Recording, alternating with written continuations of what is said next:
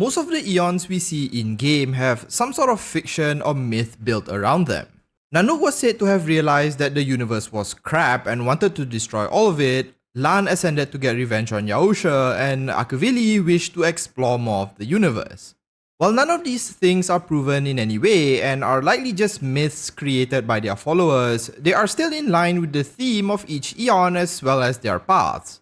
I mean, it provides some reason or narrative for why each of them exists.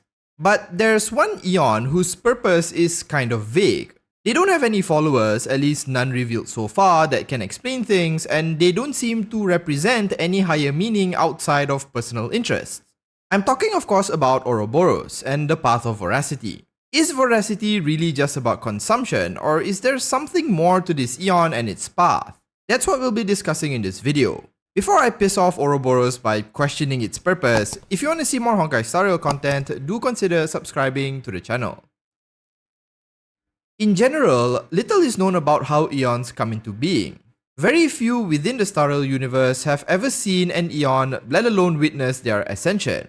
That said, we can make a few assumptions based on the stories their followers tell, as well as the nature of their paths. Of course, given most followers revere and consider the eons as their literal gods, there is some level of embellishment to be expected, but again, since we have very little to work with, we'll just have to take it at face value.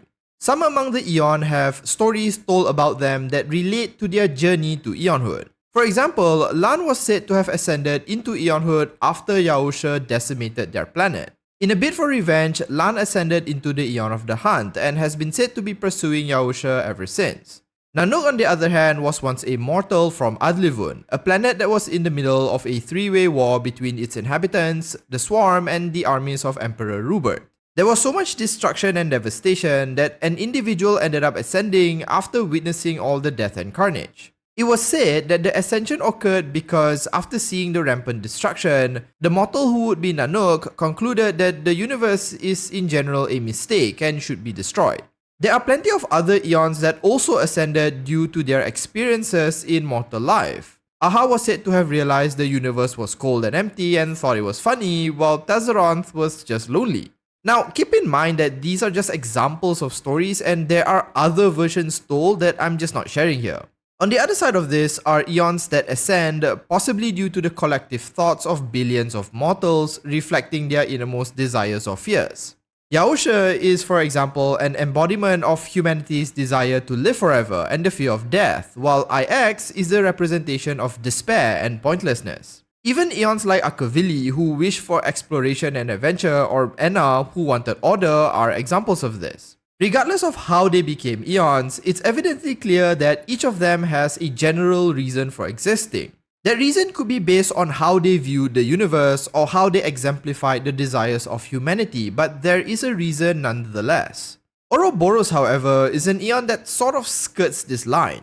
The reason I say this is because the deeper you look into Ouroboros and its symbolism and then compare it with how it behaves as an eon, the more possibilities come to light. While your first impression may be that it's all about hunger, as you'll see, Ouroboros and the Path of Voracity can represent quite a few other things. But let's not get ahead of ourselves and first talk a bit about this eon. All we know about Ouroboros is that it goes around the universe consuming anything and everything it comes across. It does this so much that it's garnered a reputation as a sentient black hole, constantly consuming and never being satisfied. It does this with its seemingly unending number of tentacled mouths that stretch across the cosmos, reaching dark corners that few even know exist. While Ouroboros does appear to have a somewhat humanoid form sitting atop a mountain of gaping maws, few know of this appearance. Many consider Ouroboros as nothing more than a mass of tentacles and orifices, like some eldritch horror that is eating its way through galaxies. Just from this alone, the eon and its path could represent gluttony and overconsumption, but at the same time, it could represent a further need for survival. Then, if we look at the roots of the Ouroboros symbol, a snake devouring itself, it could also represent the cycle of rebirth, which fits quite well with the theme of the current story. The point is that most of these are largely different concepts and don't overlap in any significant way without really stretching it. Pinning down Voracity's main concept becomes even harder when you realize the path doesn't even have anyone currently following it. Now, this could just be a case of a late introduction, and we might only learn of Voracity's followers later in the story, but right now, Voracity is one of the few paths without any factions associated to them. Without any followers, a clear theme, or even exposition on the path itself, we'd have to guess the reason behind their existence. This is where we get into the theoretical portion of this video, as nothing past this point is substantiated in any way. Now, what does Voracity truly represent?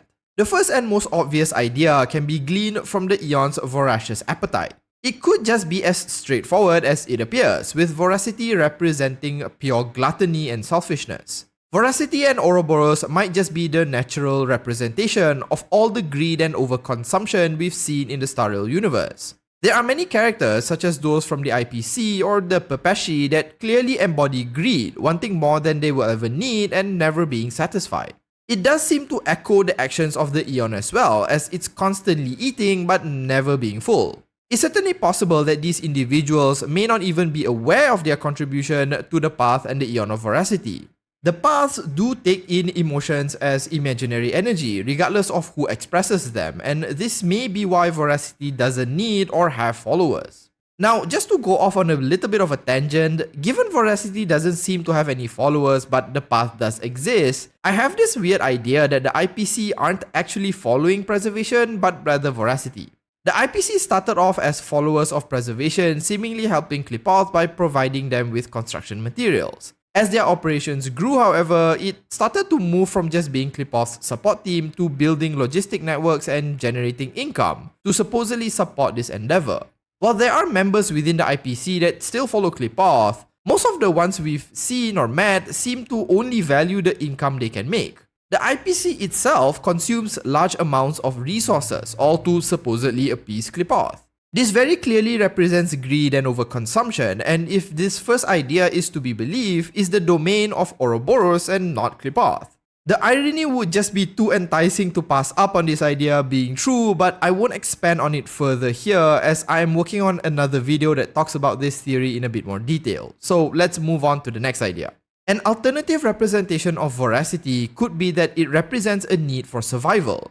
As some of you might know, Ouroboros is said to have once been a leviathan, space dragons that inhabited the universe long ago. In the current setting, most of them have ceased to exist due to a cataclysmic war between the dragons and eons, referred to as the Dusk Wars. Being the supposed last of its kind, perhaps much like Tezzerath, Ouroboros went on a survival rampage, consuming everything it could in an attempt to stay alive. This intense will to ensure the Leviathans do not become permanently extinct may be what triggered its ascension. So perhaps all the eating and chomping down on planets is just a leftover effect of its insane will to live, rather than originating from greed alone. Maybe Voracity is more about surviving at all costs, but has been mislabeled as greed. Now, the last two ideas that I've talked about were derived from observations of how we've seen the Eon behave. There are, however, other ways of theorizing Voracity's purpose through the real-world myths that inspire them. Ouroboros, or the self-devouring snake, is actually a symbol that is prevalent in several different cultures. One of the earliest depictions of the Ouroboros motif is in ancient Egypt, found in the enigmatic book of the Netherworld. In this funerary text, the story tells of the union between Ra and Osiris in the underworld, or rather the rebirth of Osiris as Ra. Two serpents appear with the Ouroboros motif and are said to be the manifestations of the deity Mehen, a snake god who protects Osiris during their travels in the underworld. The divine figure was said to have represented the beginning and end of time.